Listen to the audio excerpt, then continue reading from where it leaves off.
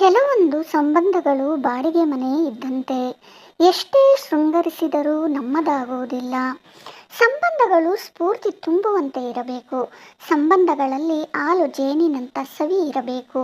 ಸಂಬಂಧಗಳಲ್ಲಿ ಭರವಸೆಯ ಒಳಪು ತುಂಬಿರಬೇಕು. ಸಂಬಂಧಗಳೇ ತಮ್ಮೆಲ್ಲ ನೋವುಗಳಿಗೂ ಮುಲಾಮಾಗಿರಬೇಕು. ಸಂಬಂಧಗಳು ಗಟ್ಟಿಯಾಗಿರಬೇಕು ಎಂದರೆ ತಪ್ಪಿಲ್ಲದಿದ್ದರೂ ತಪ್ಪೊಪ್ಪಿಗೆ ನೀಡಬೇಕು. ಗೆಲ್ಲುವ ವಿಶ್ವಾಸವಿದ್ದರೂ ಸೋಲಪ್ಪಬೇಕು. ಆಗಲೇ ನಮಗಾಗಿ ತ್ಯಾಗ ಮಾಡಿದ್ದಾರೆಂದು ಅವರಿಗೂ ನಮ್ಮ ಮೇಲೆ ಪ್ರೀತಿ ಹುಟ್ಟುತ್ತದೆ.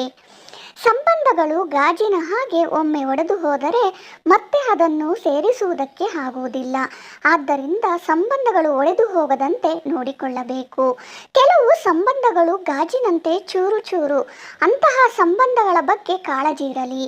ಇನ್ನು ಕೆಲವು ಸಂಬಂಧಗಳು ವಜ್ರದಂತೆ ಅತ್ಯಂತ ಗಟ್ಟಿಯಾದದ್ದು. ಒಂದು ಸಣ್ಣ ಬಿರುಕಿಗೆ 100 ಬಣ್ಣಗಳಿಂದ ಪ್ರತಿಫಲಿಸುತ್ತದೆ. ಅಂತಹ ಸಂಬಂಧಗಳ ಬಗ್ಗೆ ಹೆಮ್ಮೆ ಇರಲಿ. ಎಲ್ಲ ಸಂಬಂಧಗಳು ಸಂಬಂಧವಿಲ್ಲದ ವಿಷಯಕ್ಕೆ ಸುಮ್ಮನೆ ಮೂಗು ತೋರಿಸಬೇಡ. ಸಂಬಂಧವಿಲ್ಲದೆ ಬಂದಿಯಾಗಿ ಬಿಡುವೆ. ದೂರ ಇದ್ದ ತಕ್ಷಣ ಸಂಬಂಧ ಹಾಳಾಗುವುದಿಲ್ಲ.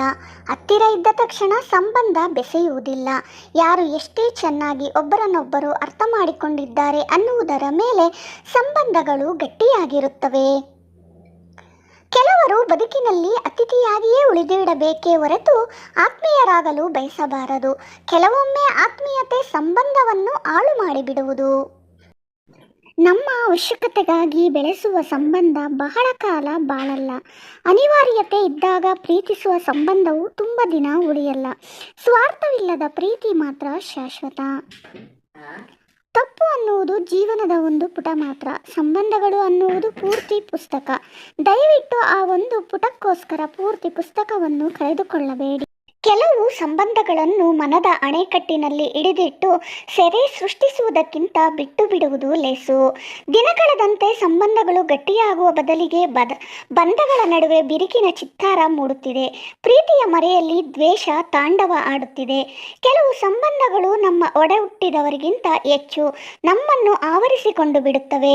ಕೆಲವು ಸಂಬಂಧಗಳು ತೀರಾ ಅಳಸಿ ಹೋಗುವ ಮುನ್ನ ದೂರವಾಗುವುದೇ ಚೆನ್ನ. ಇಲ್ಲವಾದರೆ ಉಳಿಯಬಹುದಾದ ಕೆಲವು ಸಿಹಿ ನೆನಪುಗಳು ಕೂಡ ಕಹಿಯಾಗಿ ಕಾಡುತ್ತವೆ.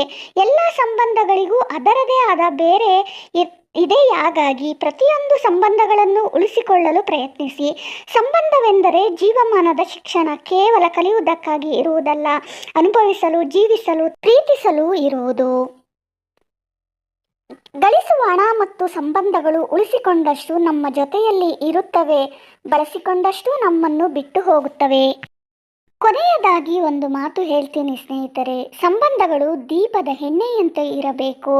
ಯಾರೇ ಬತ್ತಿ ಇಟ್ಟರೂ ಬೆಳಗುವಂತಿರಬೇಕು ಹೊರತು ಹಾರಿ ಹೋಗಬಾರದು. ಮತ್ತೊಂದು ವಿಡಿಯೋದಲ್ಲಿ ಭೇಟಿ ಆಗೋಣ ಸ್ನೇಹಿತರೆ. ಧನ್ಯವಾದಗಳು.